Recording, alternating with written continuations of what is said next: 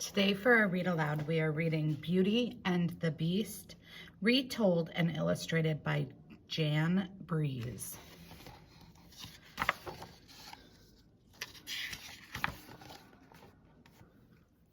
Once upon a time there lived a merchant's daughter, so lovely and kind that all who knew her called her Beauty.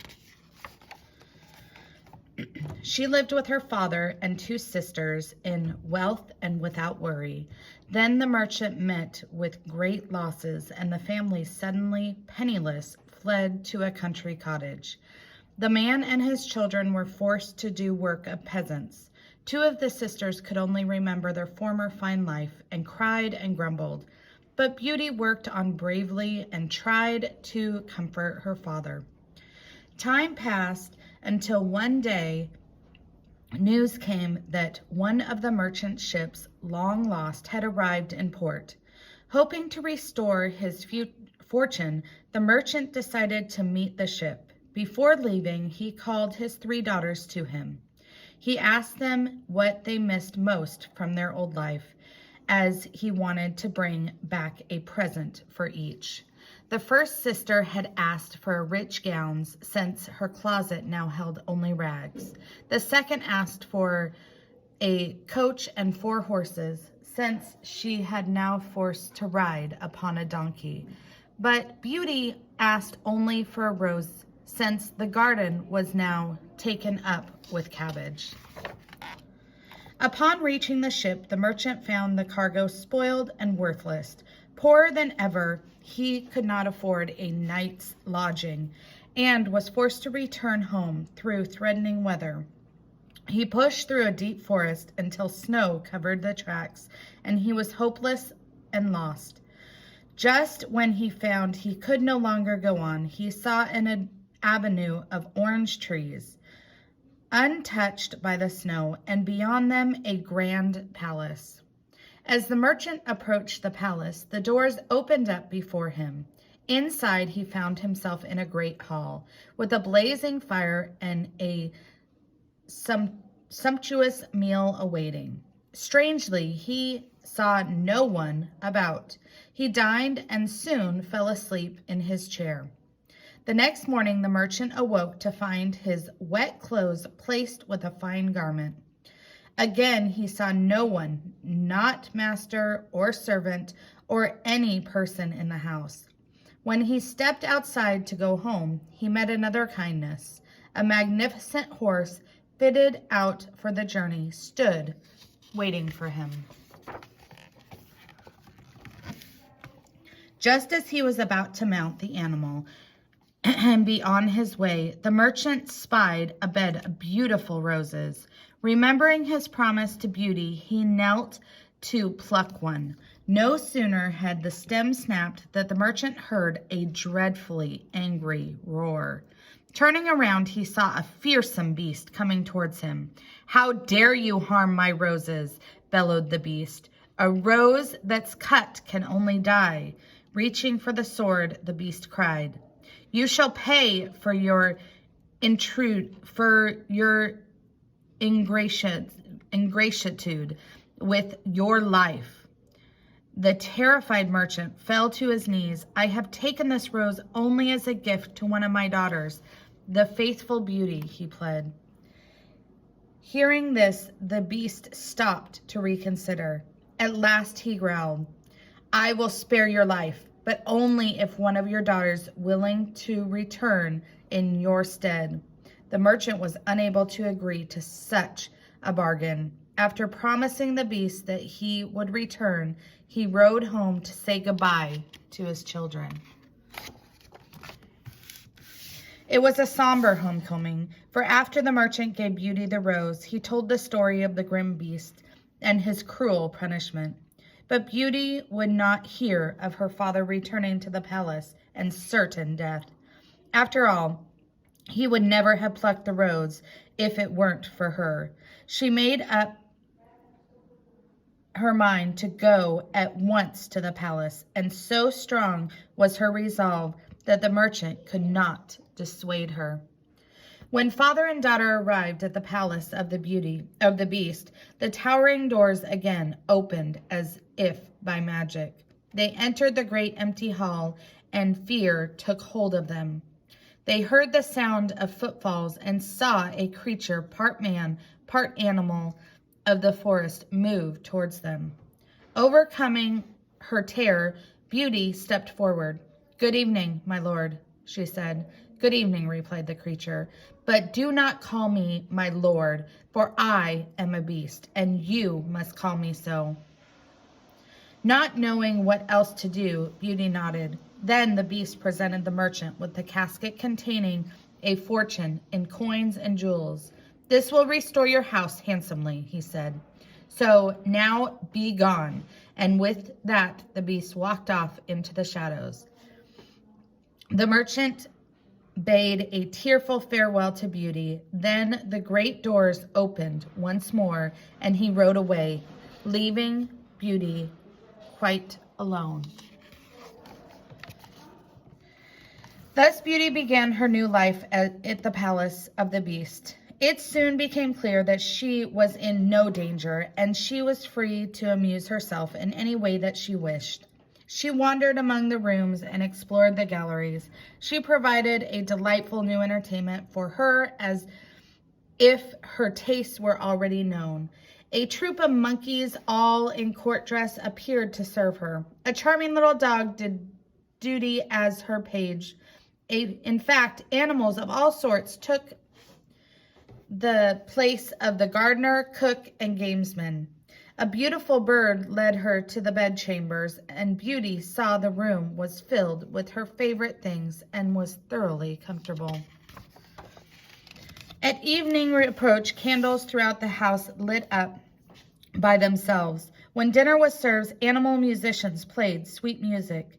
It was then that Beast appeared. Beauty drew back frightened as thoughts of the dining with the creature, but the Beast, coyly mannered, disarmed her fears.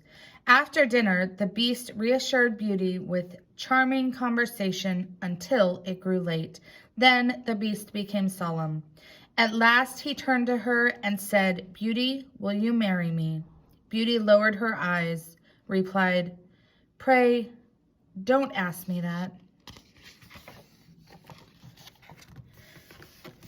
The days afterwards followed much of the same pattern, and they passed happily for Beauty. The daylight hours were filled with amusement, and Beauty started to look forward to dinner time and her nightly talks with the Beast. His thoughtful ways began to win her trust, but always she dreaded the moment when he took his leave, for then he would always ask, "Beauty, will you marry me?" It grew more and more painful for her to lower her eyes and say, "Pray, don't ask me." Then came a day that passed so happily that when the Beast came to her, Beauty spoke of her great joy. "The flowers in the garden have never been more beautiful," she said, "and the musicians have never played more sweetly." The Beast again asked for her hand, and with such tender hope, that she said, "I cannot marry you, Beast, but I will indeed stay here of my own accord as long as I shall live, if only you will grant me one request. Let me first say goodbye to my father and the world I would leave behind." The Beast agreed to this, although a mournful look came over him. He gestured to the crescent moon and said, "Return before the moon is full, faithful Beauty, or you will break your poor Beast's heart." Then he gave her a golden ring and said, "When you wish to come back, turn this ring 3 times around your finger and say aloud, 'I want to be in the palace of the Beast again.'"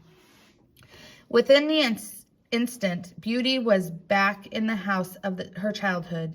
She saw her father bantering for goods as of old. Her sisters were ordering their maids about as in former times. Finding Beauty in their minds, they all flew to her in amazement. They asked questions after questions about her strange life in the palace and about the monster who ruled there. Beauty tried to explain her admiration to the Beast and the wonders of the palace, but they did not understand. They seemed pleased when the conversation flowed back to the social life in town. The following weeks went by in a whirl, laughing young men coaxing Beauty to go out for walks and rides. Her father escorted her to concerts and the opera, and her sister pretended with her with a list of engagements that began with dress fittings and ended with fancy balls. There was not a moment left in the day for her to think of the distant palace and the sad, ugly Beast. Beauty forgot her promise to him.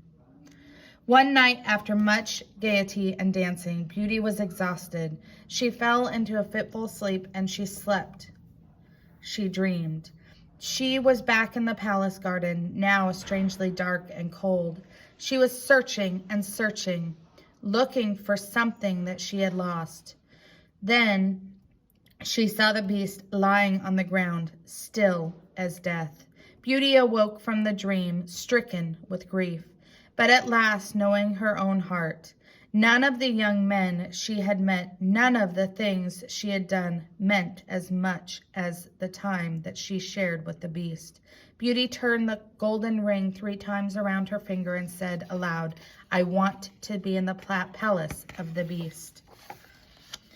At once she was transported through the night in the palace gates, guided by her dreams. She flung them open and ran into the garden. Then she saw the still form of her beloved Beast.